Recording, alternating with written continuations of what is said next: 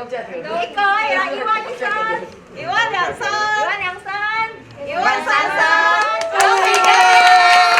亲像是来到拍卖会现场同款，学生发到9100的介绍，顺利得标后，开始算钱要来付晓。不过这钱哪会看起来无啥同款？原来这是阿诺妇幼关怀协会为各类学生伫厝内帮忙做家事，伫学校好好学习所发行的货币。学生只要是完成指定事项，就会当领到600到800阿诺币，而且这个钱真正会当用来采买文具、糖啊、饮料、佚佗物啊等等。可以提升自己写作业的效率，然后也可以换到自己想要的东西，我觉得蛮不错的。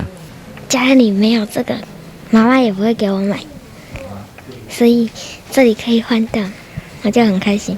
阿诺货币这个想法跟理念，是因为我们希望让小朋友营造一个没有压力，然后自发自主的学习状况。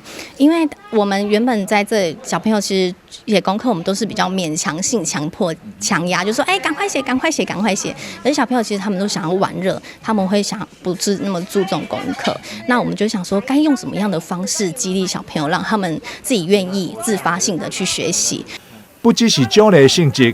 协会也希望透过阿诺币的使用，让囡仔自细汉培养因的理财观念，学到理财的观念。那些基本观念就是会慢慢的知道你需要什么东西跟不需要什么东西，然后再自行去规划，就不会发生那个钱花很快。就是让他们学习去理财。我们这是一个阿诺的小型社会，他们就会想说，我想要玩那个游戏，那我要怎么去存钱？那这个钱到底要不要花，要不要买？这样。